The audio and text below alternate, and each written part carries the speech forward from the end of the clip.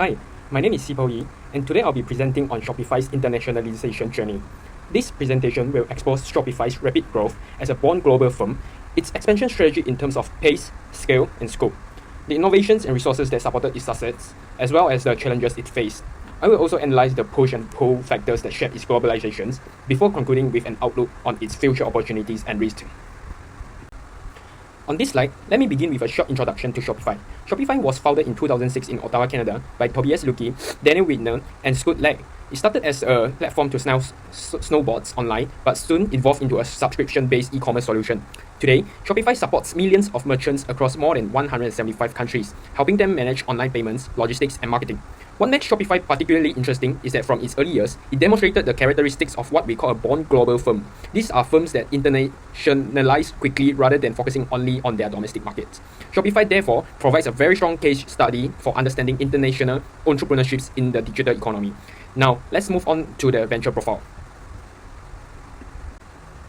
This slide focuses on Shopify's venture profile. The company began as a small solution for online sales, but grew rapidly when the founders realized that many small businesses lack affordable and user-friendly tools for e-commerce. Shopify went public in 2015, raising capitals that accelerated its international expansion. Its mission statement is to make commerce better for everyone. This explains why it invests heavily in partnerships, global payment systems, and merchant support. Importantly, Shopify evolved them serving mainly small businesses to also targeting larger enterprises through Shopify Plus. This widening of scope shows its flexibilities and ambition as a global platform, aligning with research on international new ventures and their ability to scale beyond their initial niche. Next slide, let's examine Shopify's internationalization journey through the lens of pace, scale, and scope. Shopify's pace of internationalization was rapid compared to traditional Canadian firms. Within a few years of launching, it was already attracting merchants outside of Canada. The IPO in 2015 provided the funding to expand even faster. And Shopify chose to internationalize by entering multiple markets at the same time, rather than building them one by one. This is consistent with the born global model, where internationalization is part of the founding vision, rather than a later stage of development. However, this fast pace also created challenges. Expanding so quickly increased Shopify's exposure to liability of foreigners. Shopify had to adapt to diverse tax systems, cultural contexts, and consumer behavior across regions. Now, let's move on to scale.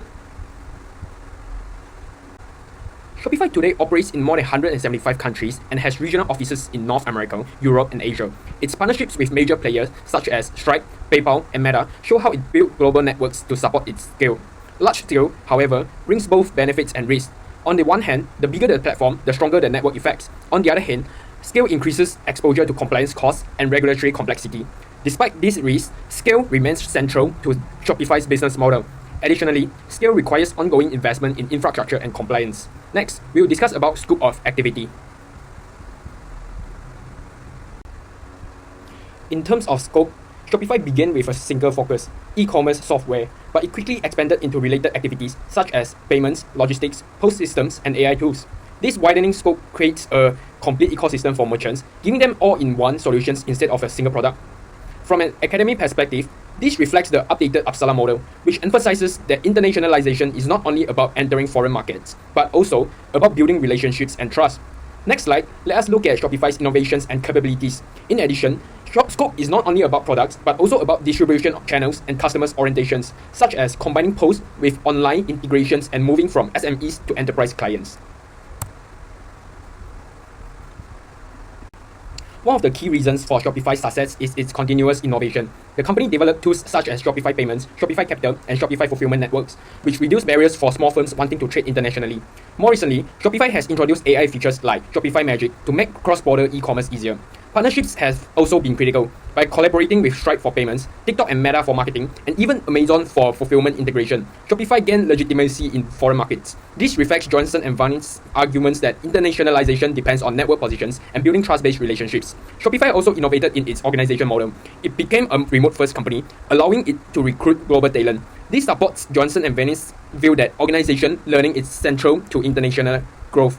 Finally, the IPO gave Shopify financial strength. With billions in revenue, Shopify can fund acquisitions and logistics, helping it overcome resource limitation that smaller international ventures often face. Next slide, let's examine challenges.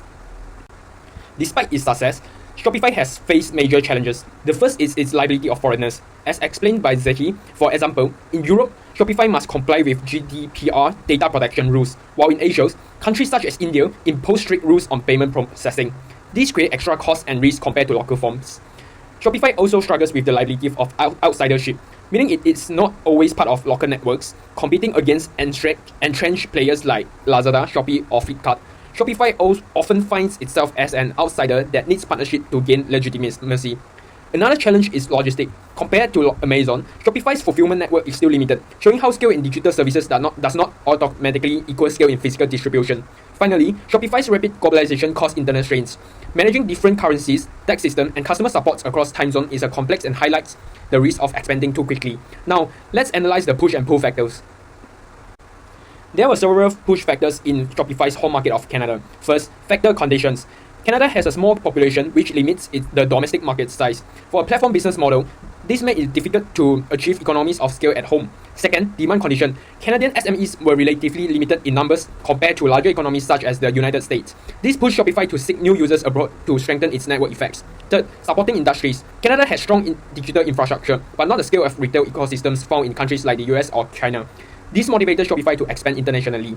Finally, government policies. Canada encouraged digital entrepreneurship and promoted free trade agreements such as CETA, which gave Shopify confidence to operate abroad. Next, let's turn to the pull factor in Europe and Asia. In contrast, there were strong pull factors that attracted Shopify into Europe and Asia. First, factor condition. Europe has advanced digital infrastructures while Asia provides huge populations and rapid digital adoption. This created ideal environments for Shopify's platform. Second, demand conditions. Consumers in both Europe and Asia increasingly turn to online shopping. In Europe, cross-border e-commerce surged, while Asia's growing middle class created massive demand for affordable solutions. Third, regulatory condition. In Europe, the EU single market and integration supported Shopify's entry. Although GDPR created challenges, in Asia, Singapore offers a pro-business environment, while India imposed stricter rules. This reflects the Absalom model's points that firms must learn and adapt to institutional barriers. Finally, competition in host market. Shopify faced rivals like WooCommerce in Europe and Lazada, Shopee, and Flipkart in Asia. This shows the liability of outsidership, where local players already dominate networks. Shopify responded through partnerships with TikTok, Alibaba, and local payment providers to strengthen its legitimacy. Next slide, let's look at the outlook. Shopify's outlook presents several opportunities. The first is expansion into emerging markets such as Southeast Asia and Latin America, where SMEs are moving online at a rapid pace. The second is AI integration. Shopify Magic already demonstrates how artificial intelligence can personalize content and automate tasks, reflecting the wider digital transformation discussed by Brun Jofson and McAfee. The third is the growth of B2B e-commerce. This sector is projected to be larger than consumer e-commerce, and Shopify has an opportunity to expand into this area. Now, let's discuss the challenges. There are also significant challenges. The first is global competition. Shopify must compete not only with Amazon, but also regional giants like Mercado Libre and Alibaba. The second is regulations. Governments are moving towards stricter digital taxation, data privacy rules, and accountability frameworks. In Europe, for instance, the European Commission has already introduced stronger rules for platforms. The third is sustainability. E-commerce expansion has been linked to higher environmental costs in logistics and packaging. Shopify needs to address these concerns to maintain legitimacy in global markets. Finally, let's conclude. To conclude, Shopify is an excellent case of a born global digital firm. Its internationalization was enabled by technological innovation, partnerships, and financial resources. It expanded rapidly into more than 175 countries, creating value through both scale and scope. However, Shopify has faced significant challenges. Liability of foreigners and outsidership increased its cost, while regulations, logistics, and competition limited its advantage. Push factors such as Canada's small market and supportive policies drove internationalizations, while pull factors in Europe and Asia, large consumer base, digital infrastructure, and growing demands attracted Shopify to these regions. Looking ahead, Shopify has opportunities in emerging markets, AI integration, and B2B e-commerce, but must also overcome regulatory hurdles, competition, and sustainability concerns. That concludes my conclusion. Thank you for your attention.